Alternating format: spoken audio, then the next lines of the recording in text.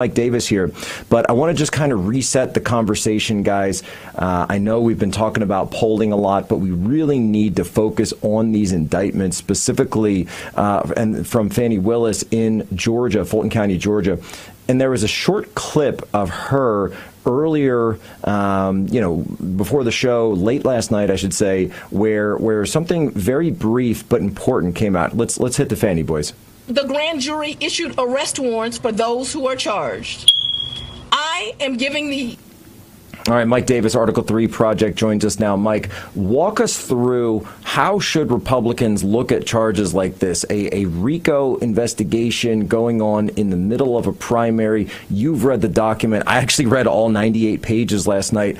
I thought it was ridiculous. Walk me through, though. What's the process look like from here?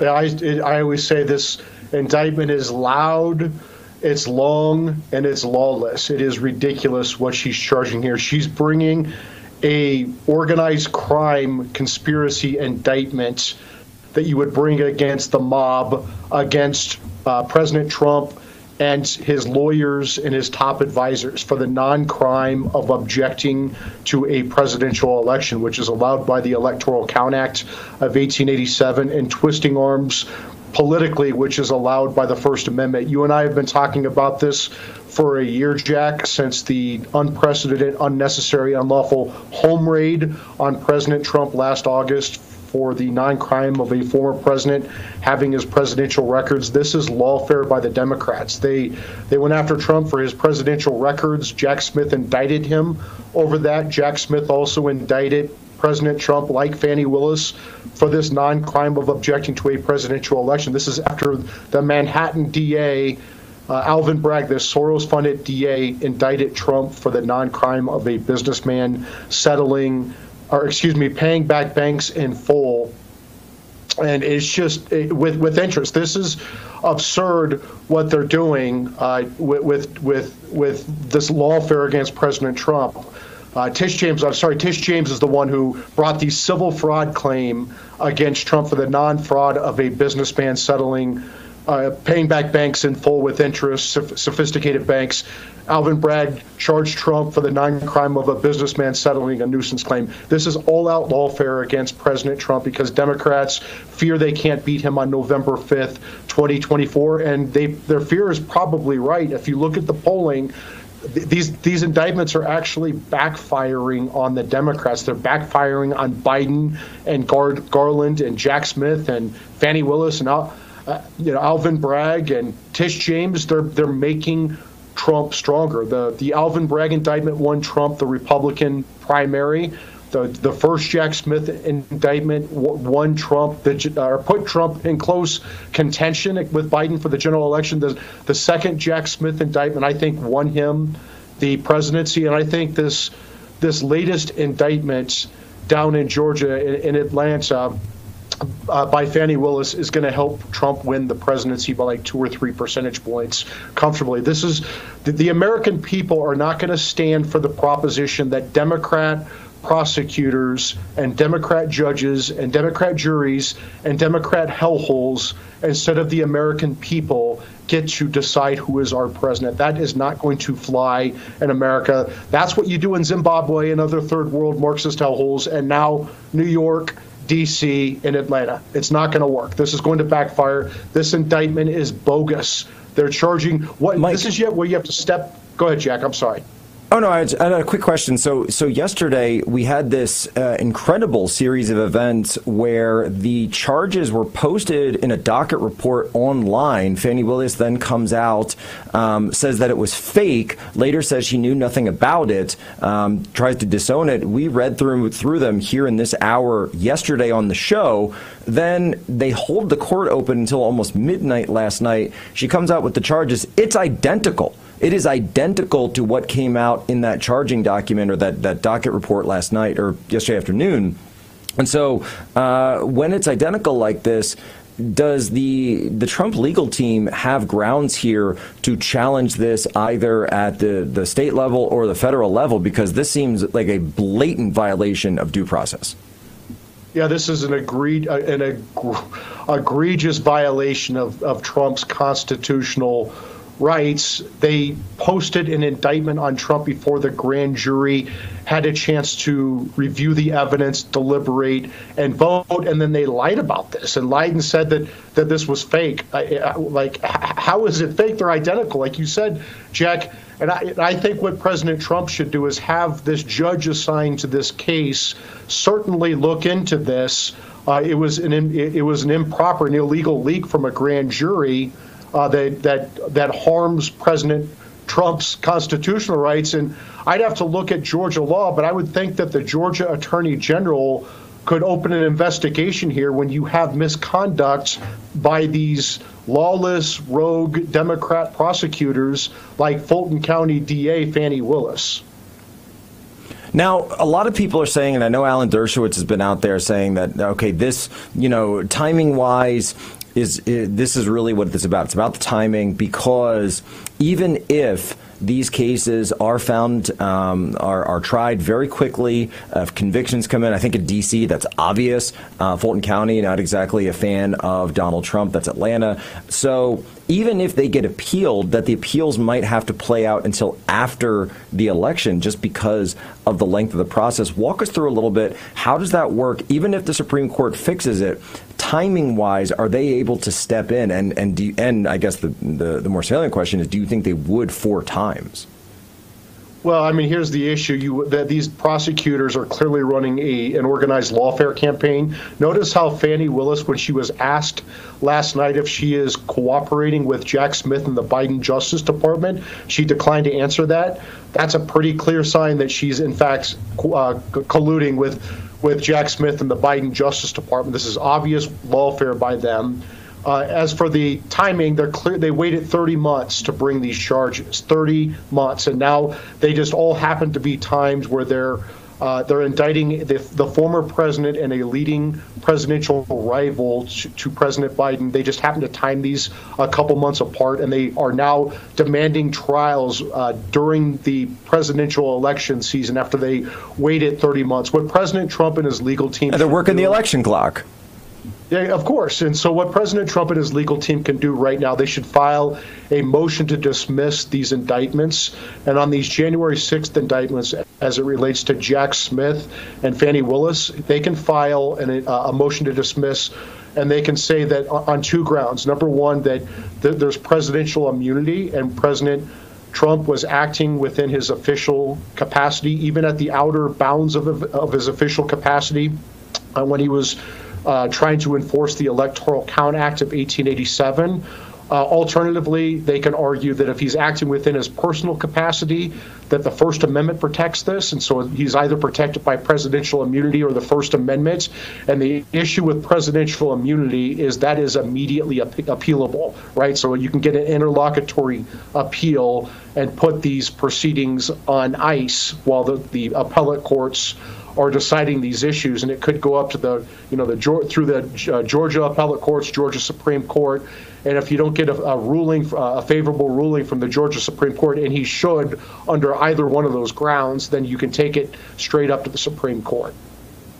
And this is why we have appeals courts. This is why we have the layered system that we do. This is why we have federalism. This is why we have the Supreme Court, because we've known, and throughout history, American history, there have been issues with lower courts that the higher courts have stepped in to correct. That's actually the purpose for the system. I guess when it comes to the Supreme Court, we certainly hope that they're willing to take it up. We hope that they're willing to stand, again, not on one side, left or right in politics, but on the side of the Constitution. We're going to take a quick break, be back here with our final segment with Mike Davis, the Article 3 Project, to walk us through all the insanity that's going on right now, but how we will be able to come through this together.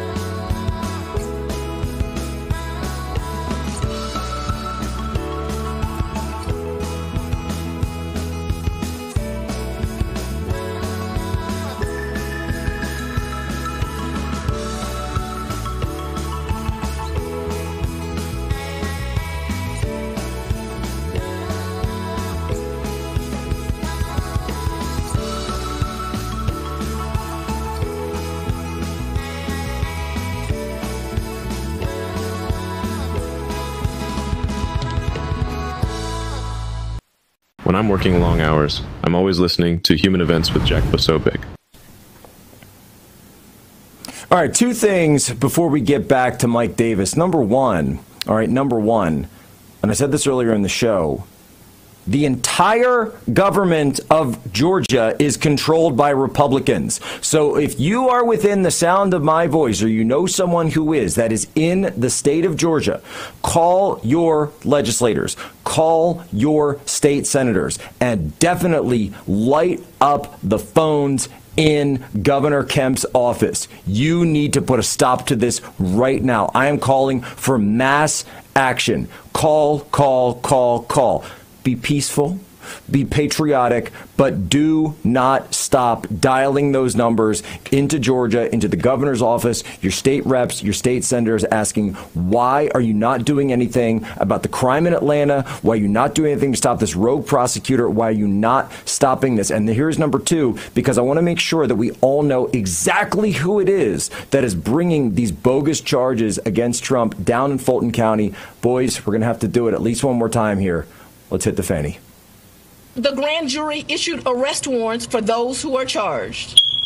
I am giving the... Mike Davis, that's what the people can do right now. Let's talk legal options, though. So you mentioned one way that they could file a motion for dismissal of these charges. Are there any other motions? Is there any way that the Trump legal team can fight back by going directly to the federal level here? Any other options that they can pull out for these blatant disregard of due process, blatant disregard of the Constitution, the fact the president has the legal authority to do this, and by the way, as a U.S. citizen, has the First Amendment right to tell people to watch TV if they like what they're watching? I mean, there's a lot the Trump team could be doing. I think the motion to dismiss the indictment for presidential immunity, or alternatively under the First Amendment, is the key thing that they need to do right away. They need to look at, maybe they can get Fani Willis kicked off this case because, like the judge kicked her off another case with the lieutenant governor because she was fundraising for the lieutenant governor's opponent. She set up a fundraising website. Fani Willis set up a fundraising website before she brought forward this unprecedented indictment, this lawfare against President Trump, who is a leading Republican presidential candidate. So there are some recusal issues there, maybe forced recusal issues with old Fani Willis there. There's also, House Republicans need to step it up. They have been very disappointing. We can do more than tweet here.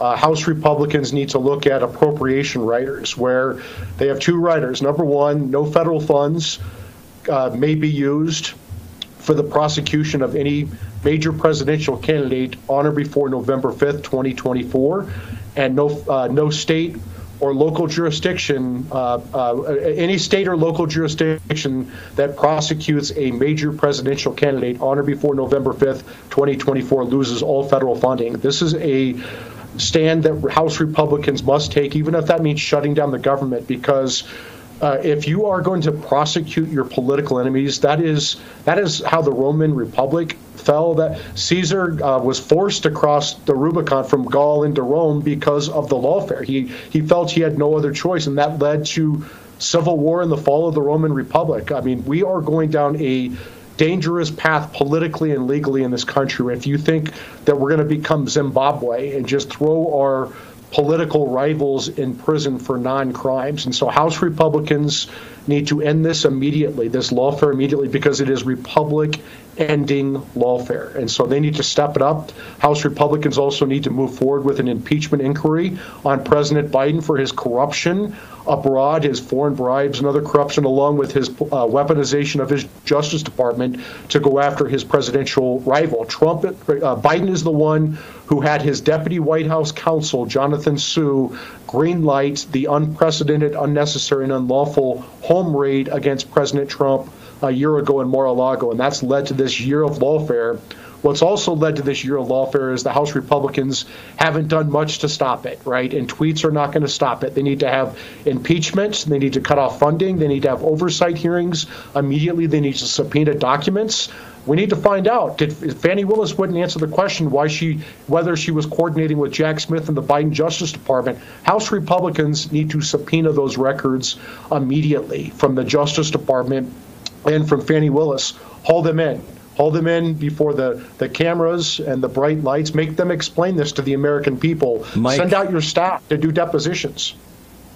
I couldn't agree with you more. House Republicans need to actually start using their power. We elected the House GOP for a reason. Tell me, where can people go to follow you, get all the updates for Article 3? By the way, you crushing it on media, so thank you for taking the time to be with us here today.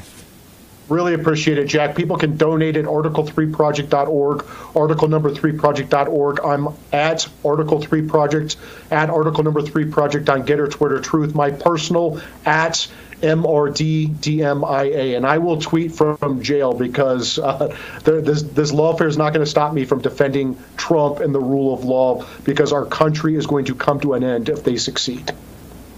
Mike, God bless. By the way, I've got a number here, folks. This is where people can call Brian Kemp directly, the office of the governor. It's 404-656